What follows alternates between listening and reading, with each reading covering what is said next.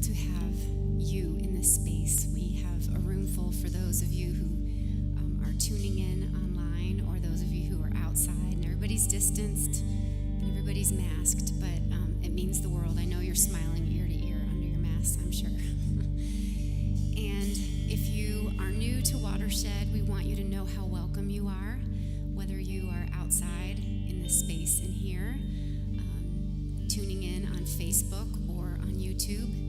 And I know over the course course of this pandemic. We've had a lot of people say, hey, I'm not a social media person, I'm not on Facebook. Your life is better for it, by the way. So those are the YouTube people for sure. Be sure to share the link with them if you have friends you think that would enjoy tuning in and interacting in the comments.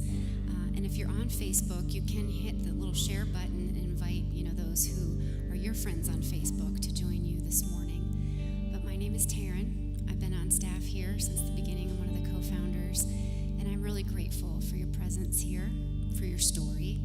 And so before we get started singing, we have just a bit of a reunion up here on stage today because some of us haven't all been able to play together since almost December. We realized it's been since Brady, our guitarist here, has been on. He and his fiance had a sweet little baby girl, Myra, and so yes, we should have a picture. We'll get a picture. We'll make sure the next time you're playing, we're gonna put a picture up. We have already, but we'll do it again. And then Andrew hasn't played at least since December, I don't think. Andrew is a senior in high school, and we'll be honoring him next week. You'll hear, but he's part of our Watershed students, but it's been quite a few weeks since he's been on. And Joanne and Jay have been playing throughout this pandemic to an empty room, and it's really difficult if you've ever played to an empty room. So we are so grateful to have you here. So before we go on, we just want to give you a moment for those of you who are online to kind of say hi in the comments. And for those of you in the room, take a second, stand up, and even though you can't really hear each other and you don't want to get too close, some of you have name tags. You can at least gaze at each other's name tag and point. Like this can be like your way of introducing yourself.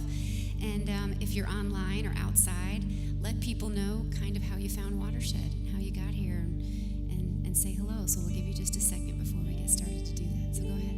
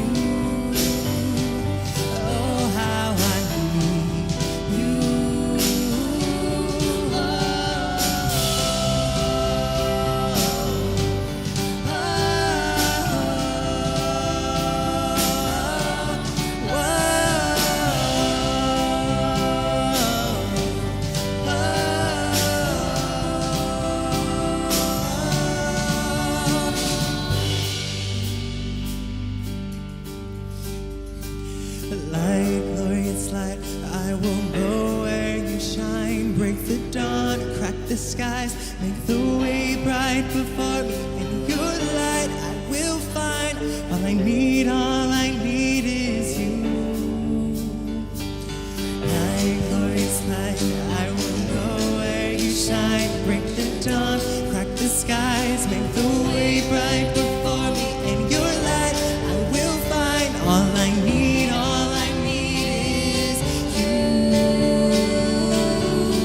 And oh, how I need you. Oh, how I need you. Oh, how I need you. And oh, how I need you. Oh, how I need you. And oh, how I need you. Oh, how I need you. Oh, how I need you.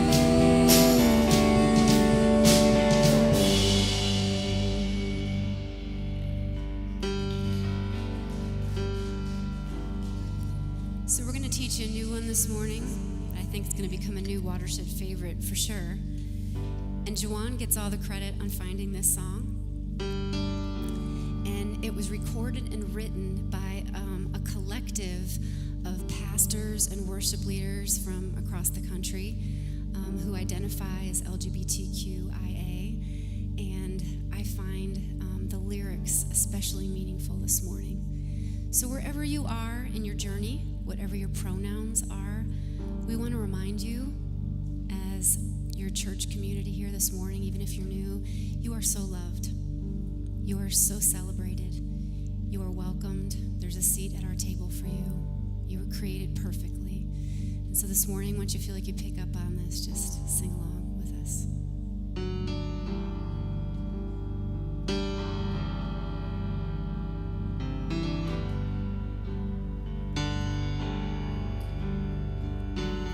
Just when I thought I was forgotten, you came and called me by name. You showed me I'm never forsaken, and I'm awakened to your love for me. You're my protector, my helper, friend and my king, my defender, my treasure. You're my safety, all a welcome in your arms. Because love is who you are. Nothing can take you away.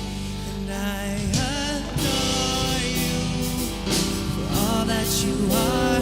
I adore you. I pour out my heart. You adore me just as I am. You are God. You are God, my ally.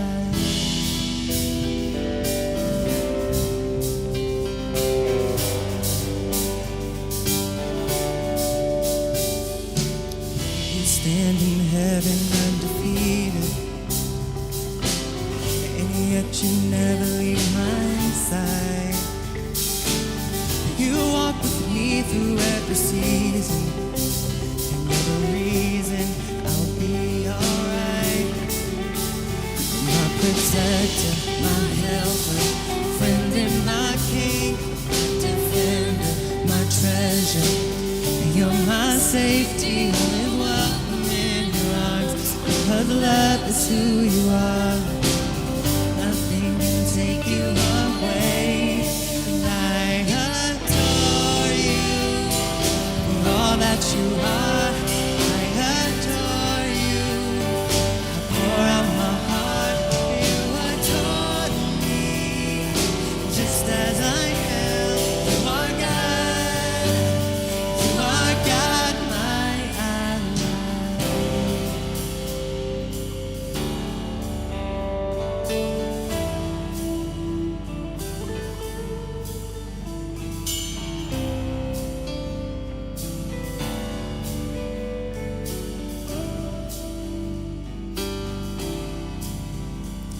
When the voices are rising against me, it's your name I can call on. And when they say I'm not in your family, it's your love that calls me on. When the voices are rising against me, it's your name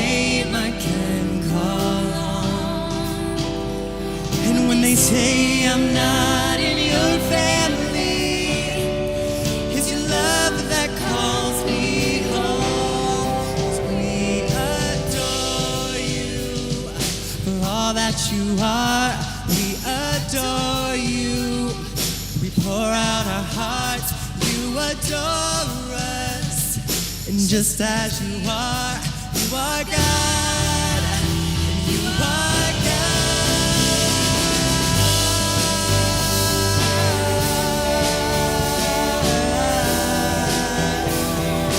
Pour out our hearts. You adore us. 'Cause just as we are, you are God. You are God, our ally.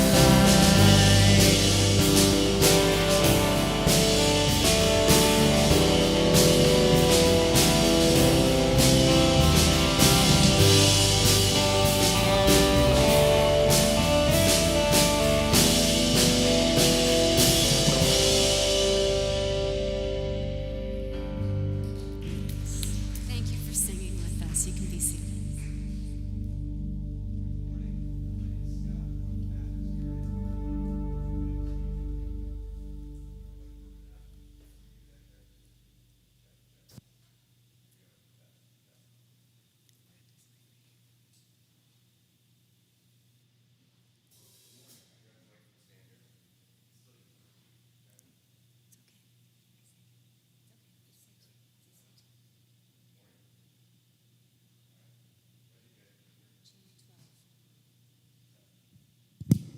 Channel 12.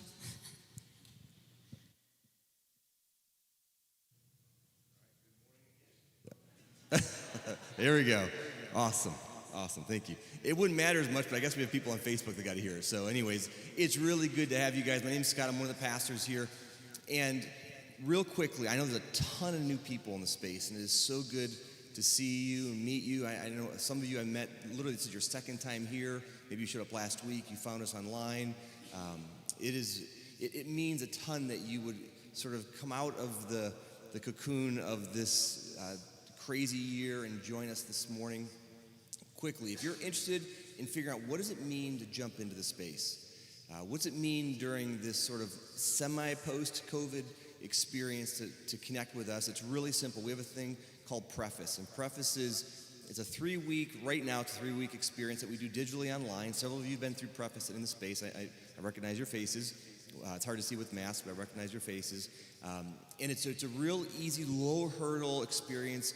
If you are interested in maybe bumping into other people like yourselves who are relatively new to Watershed, who are relatively new to this side of faith in terms of maybe post-evangelical, maybe there's some struggles with your upbringing in the church space, and you're saying, I need to go to a space where I'm completely welcome, but I really want to know what's under the hood here.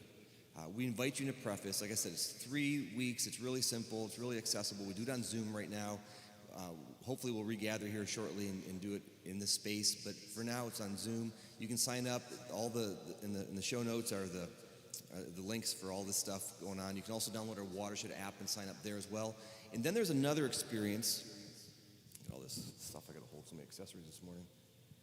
And I'm gonna read it to you because there's no way I'd be able to do it justice. So you go from Preface, then we have this experience called Reclamation. Reclamation is where we're sitting here saying, well, instead of throwing the baby out with the bathwater, maybe there's some really good experiences that we still have yet to gain in terms of our faith journey. So we don't throw out the Bible and say it's not valuable. Actually, it's incredibly valuable, but there's a different way maybe to perceive it. So we're trying to reclaim it, or reclaiming baptism, or reclaiming community, or reclaiming whatever the different various doctrines are. And so we have an experience called Reclamation, and David Roberts, our youth pastor, facilitates that. I'm going to read the couple of paragraphs explaining what this reclamation is about.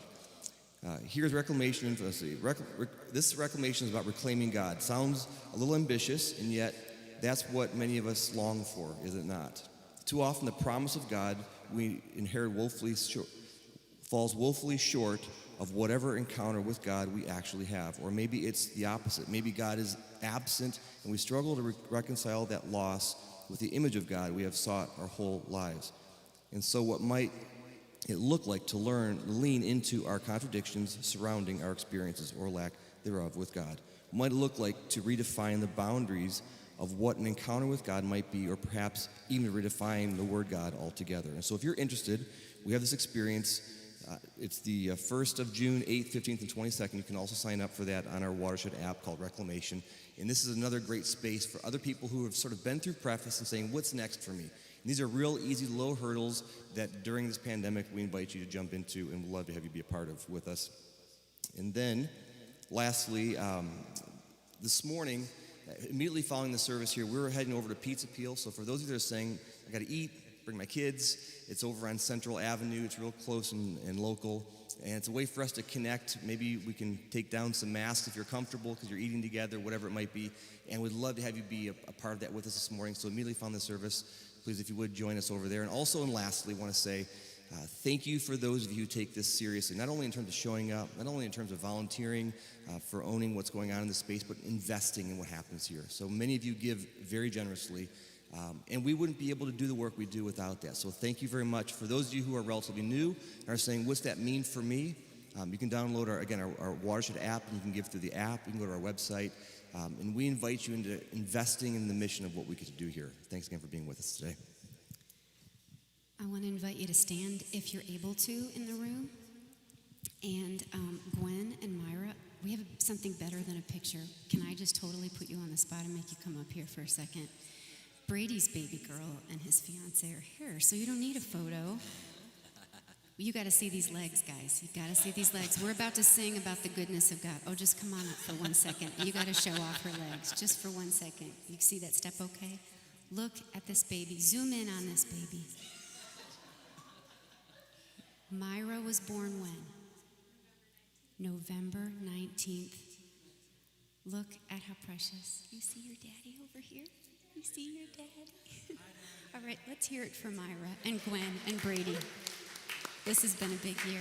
Thank you for sharing with us. We meant to put a picture up, but this is better yet. I spotted them. So I had one of those weeks that is hard to really articulate all that happened, but there's moments in my faith journey where I've been told to look for the goodness of God sort of toward the heavens, or in a book or in a church building. And this was one of those weeks where the goodness of God was laid out before me so plainly in the presence of community and people coming together. And I think we forget that God gave us each other, that we represent the image of God and the love of God, and we are the hands and feet of God. We're the voice of God in our community, in our neighborhood, in the midst of pain. And I look forward to sharing more of exactly all that took place this week. But I just want to invite you to sing this over each other and remind each other of that goodness in your very presence. Let the King of my heart be the mountain where I run, the fountain I drink from. Oh, he is my song.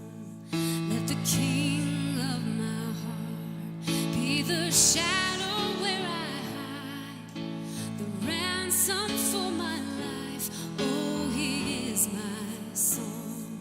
You are good, you're good. Oh, you are good, you're good. Oh, you are good, you're good. Oh, you are.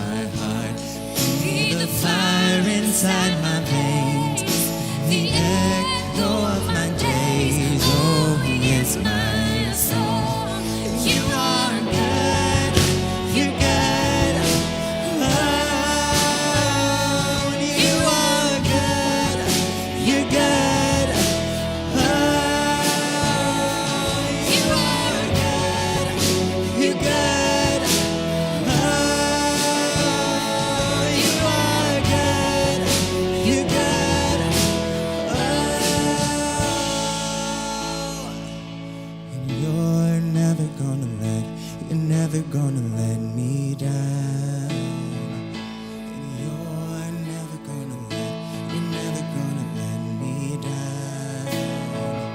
And you're never gonna let me down. And you're never gonna let me down. And you're never gonna let me down. And you're never gonna let me down. And you're never gonna let me down. And you're never gonna let me down. You're never gonna let me down. 'Cause you are good. You're good. Oh,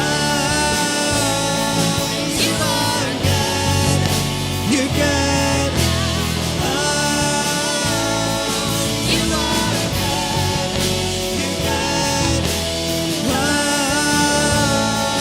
you are good. You're good. And I know that you're never gonna let me down. You're never gonna let me down. And you're never gonna let me down. And you're never gonna let me down.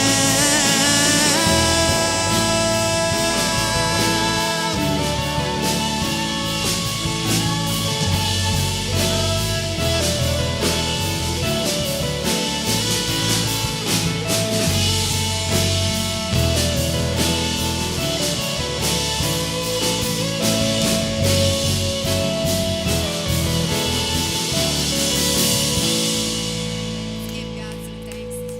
Thank you for singing with us. You can have a seat.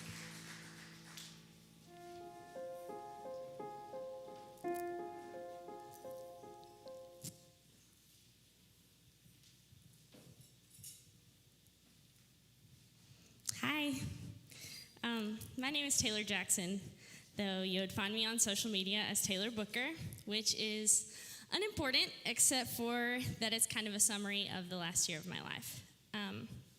When asked what's saving you right now, the first thing that's very clear is that the last year found me in a place where I really needed saving. I needed safety, actual physical safety. For the past year, I've been going through a pretty nasty divorce from an abusive man. After much fear and trauma from that situation, I finally left and found my safety, which I'm very thankful for.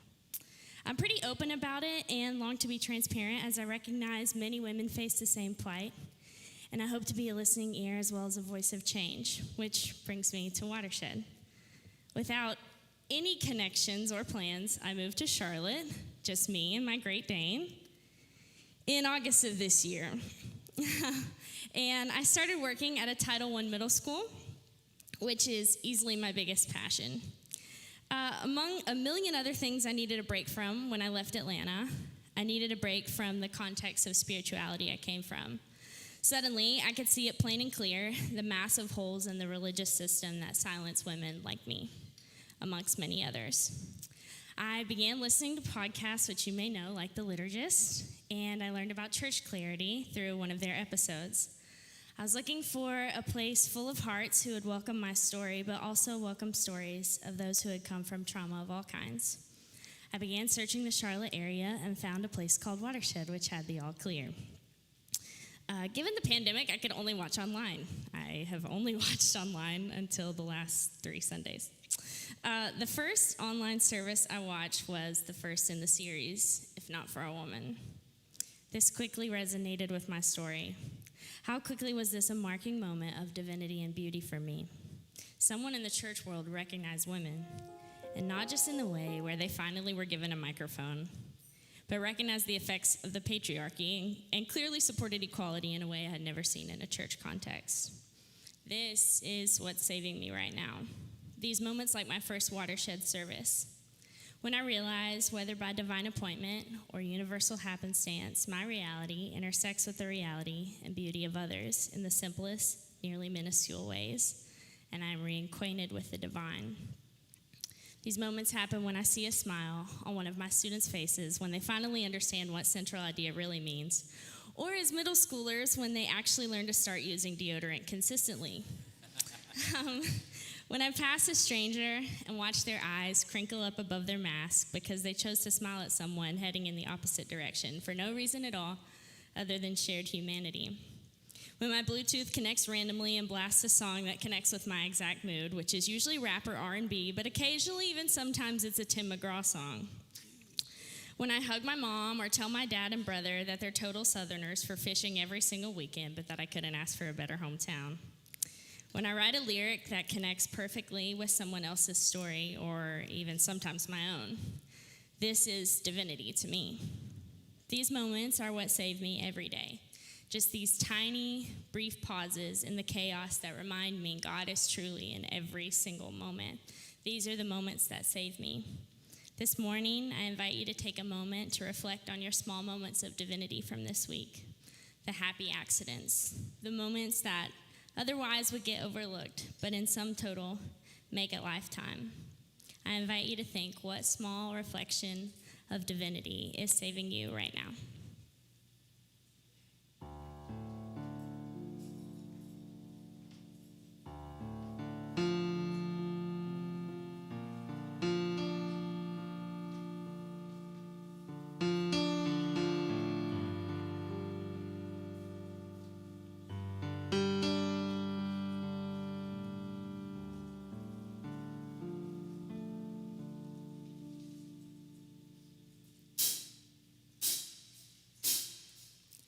Tell me, do I need to be my own hero?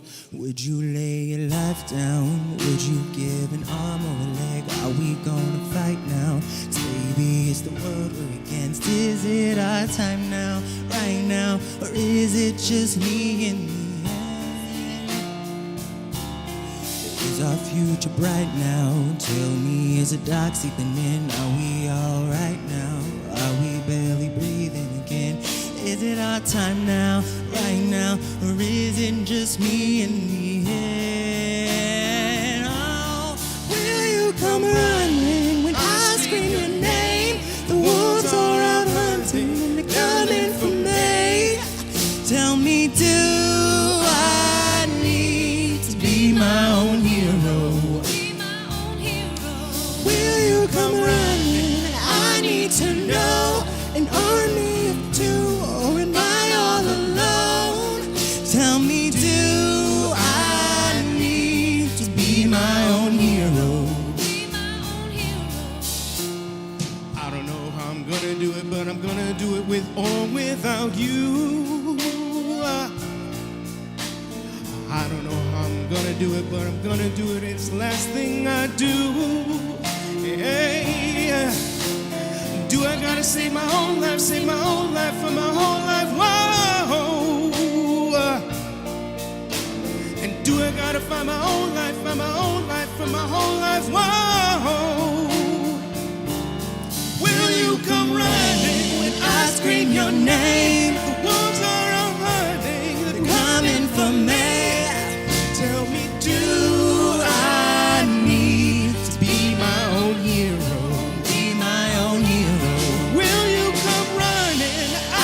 To know an army of two, or am I all alone? Tell me, do I need to be my own hero? Be my own hero. Whoa, whoa, whoa,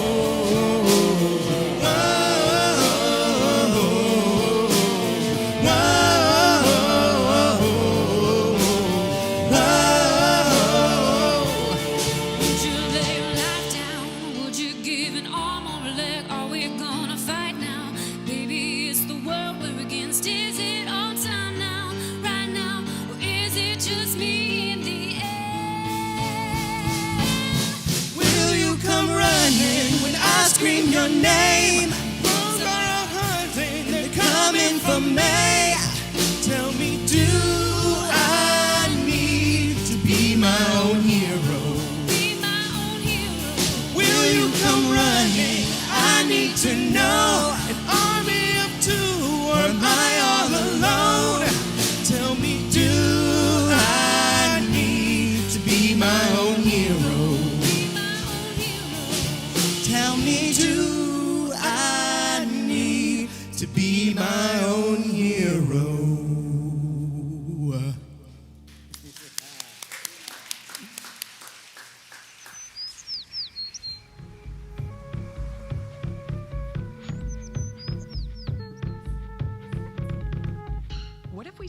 you every hero, real or imagined, follows the same ancient path to greatness?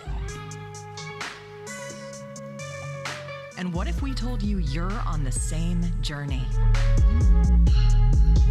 To journey without being changed is to be a nomad. To change without journeying is to be a chameleon. To journey and be transformed by the journey is to be a pilgrim.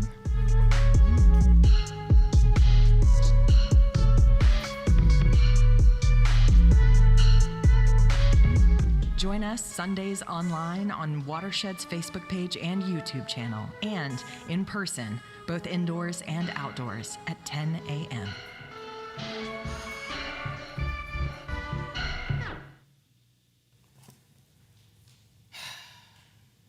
Don't mind me. Don't mind me. I'm just taking it all in. There's like literally people in the room. It wasn't that long ago. I can remember being up here and it was myself and Blair and Austin all the way in the back. Y'all, to like have a room of like faces, albeit masked faces, like actual bodies, this is nice. I could get used to this. But do I need to hit one of these? Let me see. Sorry. Anyway, my name is Cedric Lundy, and I'm one of the teaching pastors here at Watershed. And welcome to my SED Talk, if you will. Glad that you could join us this morning. But yeah, we're in this series where our theme is the hero's journey. And if there is one thing that I really enjoy, it's a good mythology. It's a good fairy tale. It's a good superhero movie or action adventure. And so when I was like looking at being able to preach in this sermon series, I'm like, just put me wherever you want. I am ready. So ready. So if you recall, the first week, Sean got us started. She introduced the series, just giving us a general overview of the hero's journey. And then last Sunday, Scott Hofert was up covering the first stage, the call to adventure. And today, I will be covering stage 2 of the hero's journey, the refusal of the call. And just in case you're joining us this week and missed the previous 2 weeks, allow me to briefly get you up to speed. The hero's journey is an archetype, which is just a lens or a filter through which to explain a pattern, a type of character, or a type of story that is represented in literature, film, TV, and shows. The hero's journey is one of the oldest archetypes, one of the oldest story archetypes. The hero storyline is essential to the human experience because, as Scott laid out last week, all of us are beckoned to embark on some sort of journey, whether it is one of our own choosing or one of the circumstances that we find ourselves in, basically in some ways force us to answer the call to that adventure. So it might not be taking the One Ring to Mordor. It might not be bringing balance to the Force and defeating the evil empire. It might not be saving Zion and mankind from the machines, or taking the heart back to Tefiti, or stopping intergalactic madmen from conquering the galaxy. The hero storyline is so essential to the human experience that even the most compelling villains are not the ones motivated by greed and an insatiable appetite for power. No, oftentimes, even the villains mirror some of the same motivation as the hero. Thanos wants to save the universe from extinction via overcrowding, as it did on his home planet of Titan.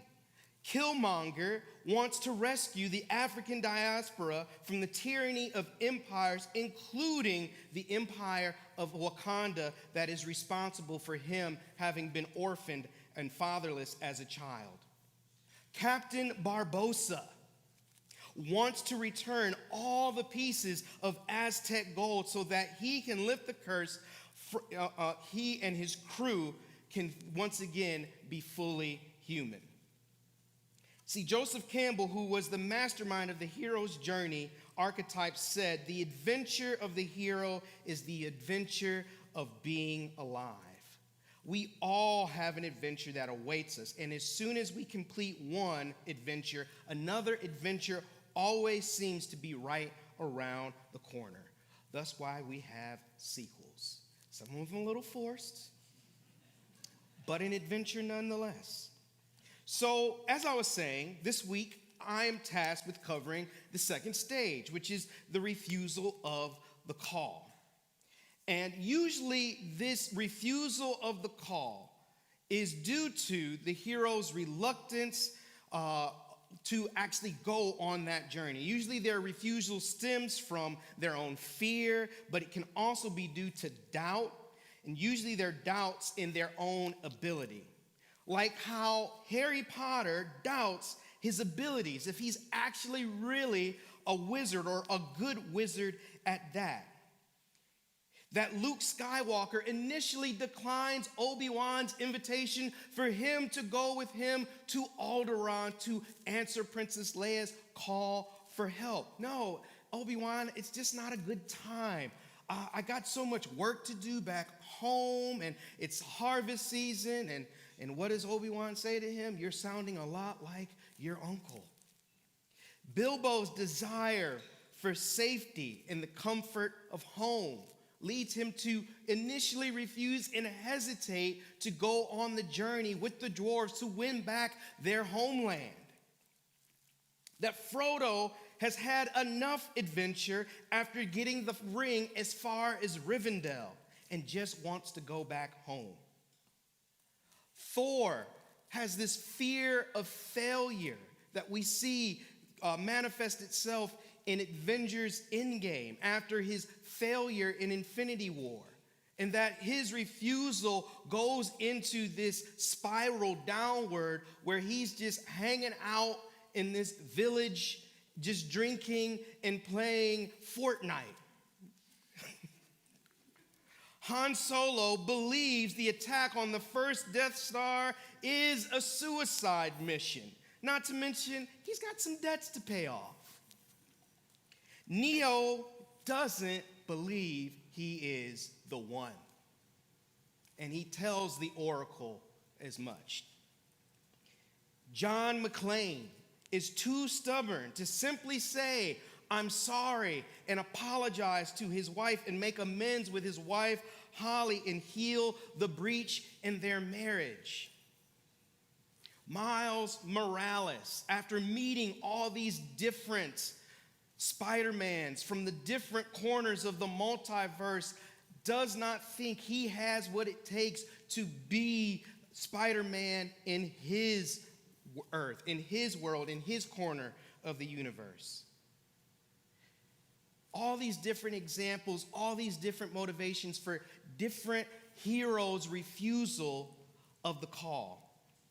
It can be due to not wanting to get involved. It can be due to apathy. It can be due to busyness and preoccupation, comfort and not wanting to lose it, financial risk, uncertainty, lack of confidence in self, what will others think, pride, arrogance, and self-avarice. In Scripture, we see this played out with Moses when he encounters the God of his fathers, Abraham, Isaac, and Jacob. In Exodus chapter 4, when he comes upon the burning bush and has this conversation with the divine, then Moses answered, but behold, they will not believe me or listen to my voice, for they will say, the Lord did not appear to you. The Lord said to him, what is it that is in your hand? He said, a staff. And he said, throw it on the ground. So he threw it on the ground, and it became a serpent, and Moses ran from it. But the Lord said to Moses, put out your hand and catch it by the tail. So he put out his hand and caught it, and became a staff in his hand, that they may believe that the Lord, the God of their fathers, the God of Abraham, the God of Isaac, the God of Jacob, has appeared to you. Again, the Lord said to him, put your hand inside your cloak. And he put his hand inside his cloak, and when he took it out, behold, his hand was leprous. like snow. Then God said, put your hand back in your cloak, inside your cloak. So he put his hand back inside his cloak, and when he took it out, behold, it was restored like the rest of his flesh. If they will not believe you, God said, or listen to the first sign, they may believe the latter sign. If they will not believe even these two signs or listen to your voice, you shall take some water from the Nile and pour it out on the ground, and the water that you shall take from the Nile will become blood on dry ground. Problem solved. Nope. He keeps going. But Moses said to the Lord, oh my Lord, I'm not eloquent, either in the past or since you have spoken to your servant, but I am slow of speech and of tongue. Then the Lord said to him, who has made man's mouth? I did. Oh, he didn't say that. Who makes him mute or deaf or seeing or blind? Is it not I, the Lord? I like the way I said it better.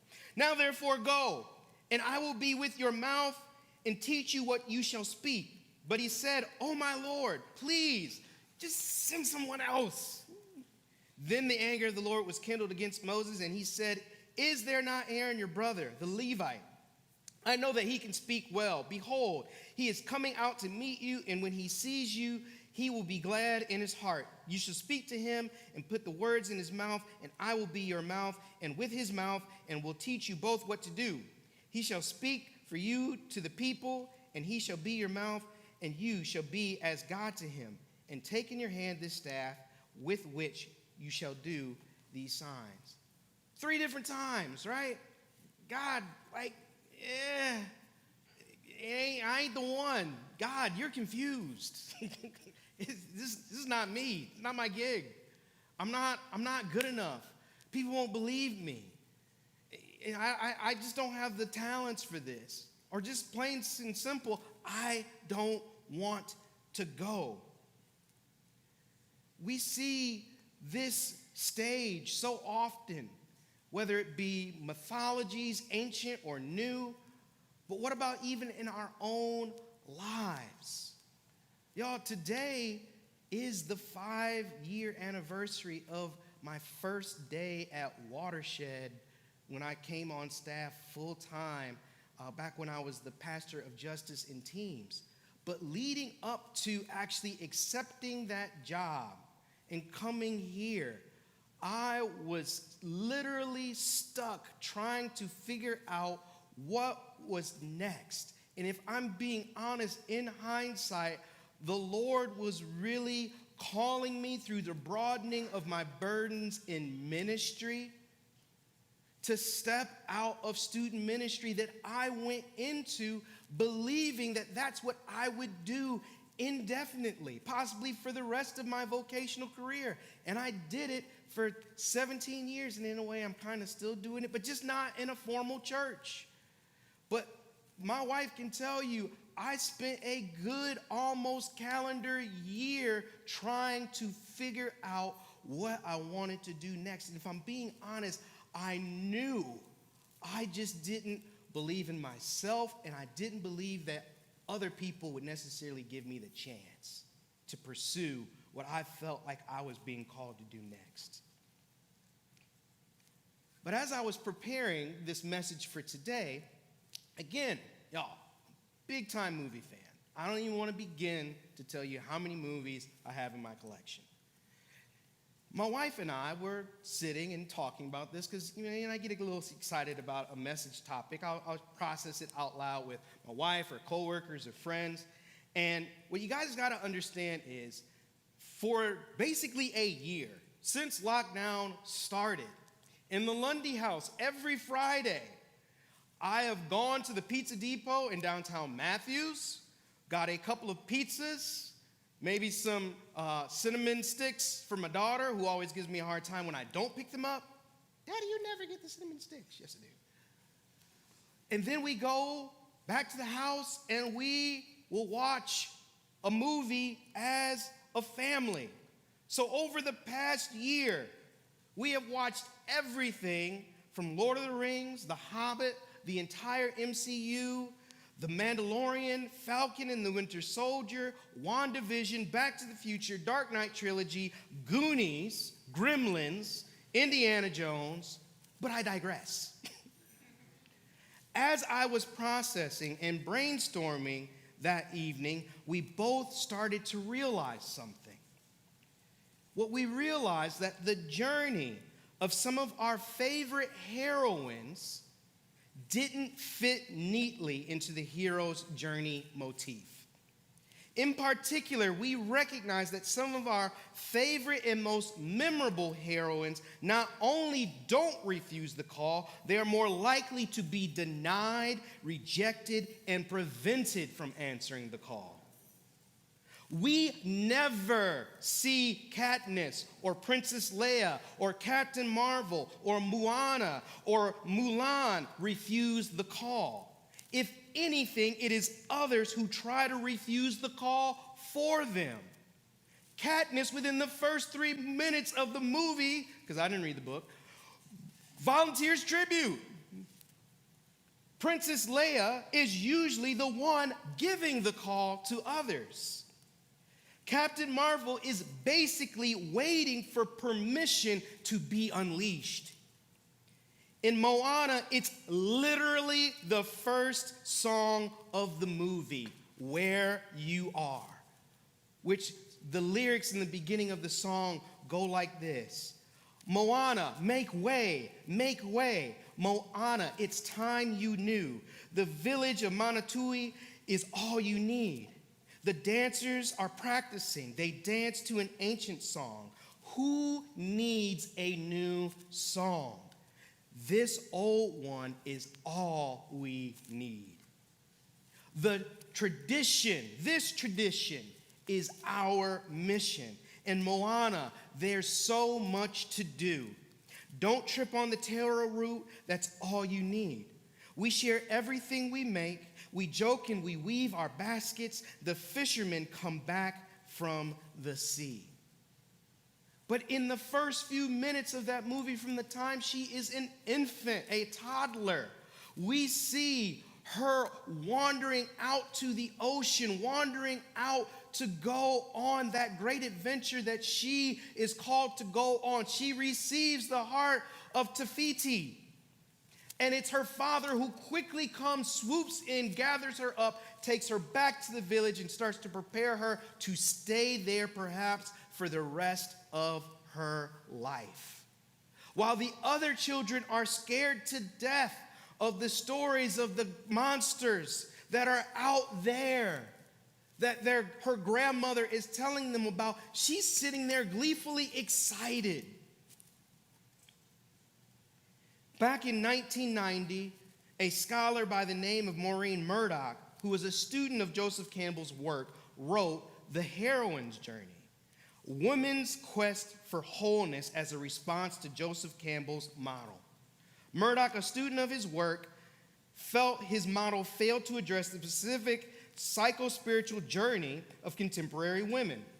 She developed a model describing the cyclical nature of the female experience. Campbell's response to her model was, which this is what Sean alluded to 2 weeks ago. This is what Campbell said about it. Women don't need to make the journey. In the whole mythological tradition, the woman is there. All she has to do is realize that she's the place that people are trying to get to. Basically, she's the one waiting at home. That may be true mythologically, as the hero and heroine seeks illumination, but psychologically, the journey of the contemporary heroine involves different stages. And as you can see, there was a slide up a moment ago that showed the different stages for the heroine's journey. The heroine's journey begins not with the call of adventure, but it begins with the initial separation from feminine values, seeking recognition or success in the patriarchal culture, and experiencing spiritual death and turning inward to reclaim the power and the spirit of the sacred feminine, and turning inward to reclaim the power and spirit of the sacred feminine. The final stages involve the acknowledgement of the union and power of one's dual nature. For the myths, Murdoch illustrates an alternative journey model to that of patriarchal hegemony it has become a template for novelists and screenwriters shining a light on 20th century feminist literature. So we see just those first two movements, specifically in Hunger Games with Katniss. At the very beginning, she is separating from the feminine in the fact that her father has passed away and she has had to fill the role of her father in her household.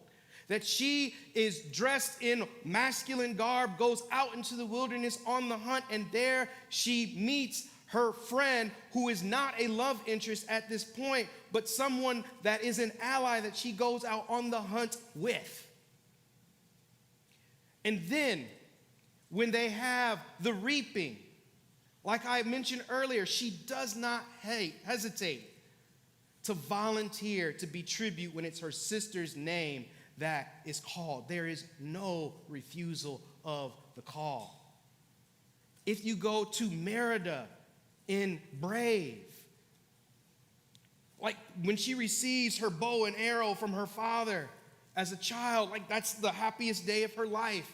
And immediately we get this montage of her riding on a horse, shooting arrows, not missing a target, riding up the mountains and going right in through the waterfalls. We see that separation from the feminine and integration into the masculine. And that oftentimes, again, there's these other people, namely Merida's mother, who is trying to prevent her from answering the call. Now, you might find it interesting that I seem really passionate about how that hit, experiencing and discovering that there is this heroine's journey. And here's the reason why it really resonates for me, too.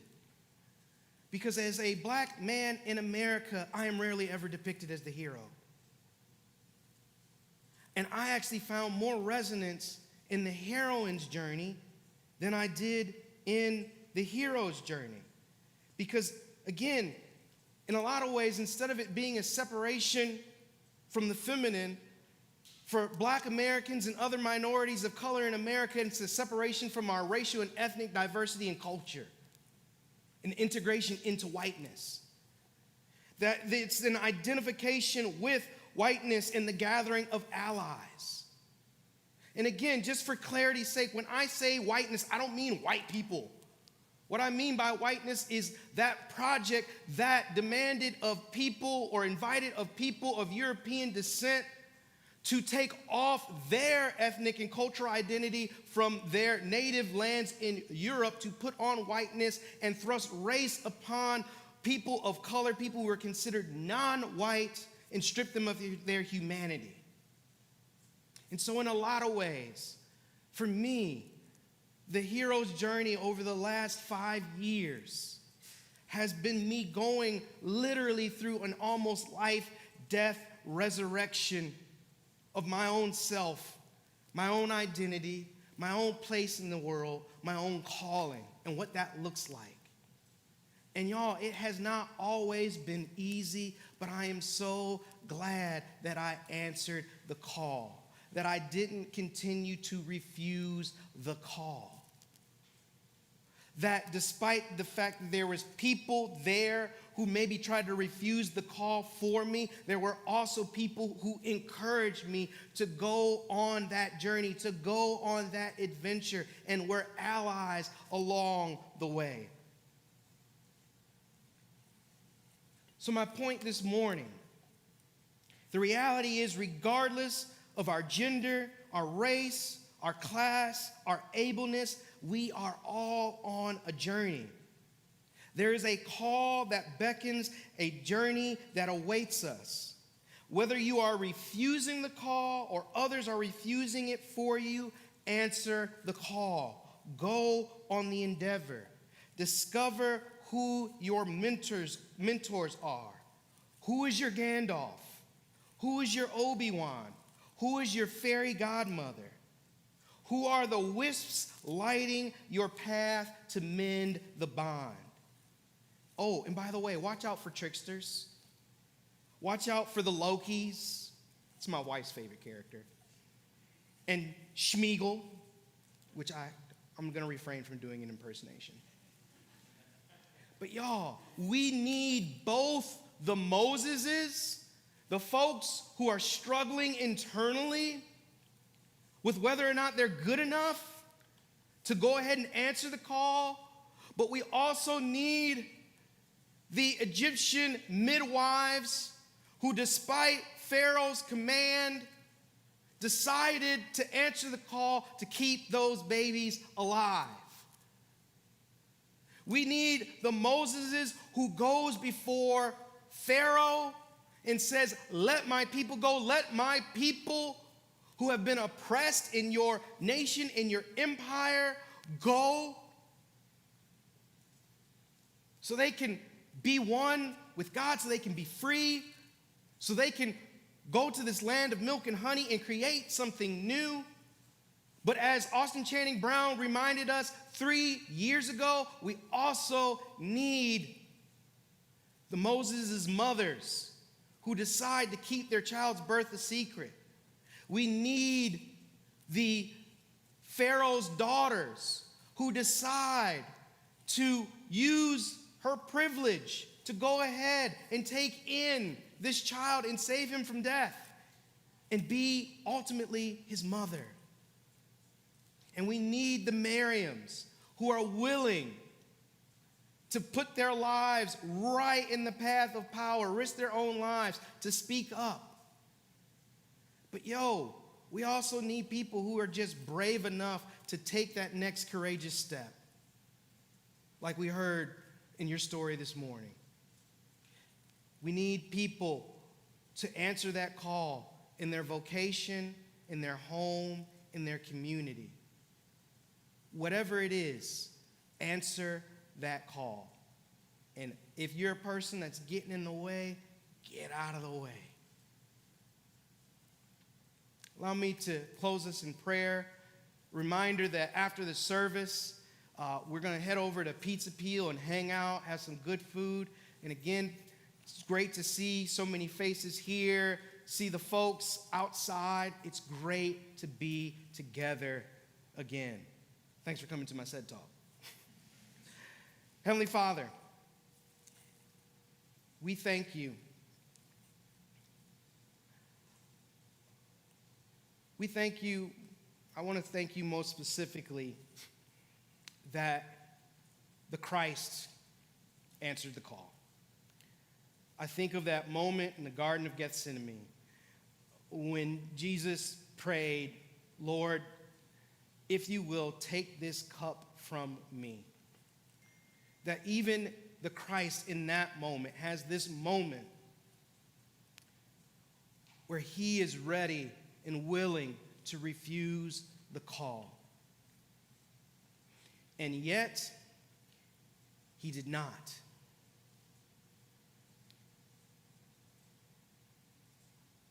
May we receive the same kind of guidance, whether it be divine, mysterious guidance, or guidance from friends and family, mentors, allies, to answer the call. May we be willing, despite our own insecurities, to take that first step.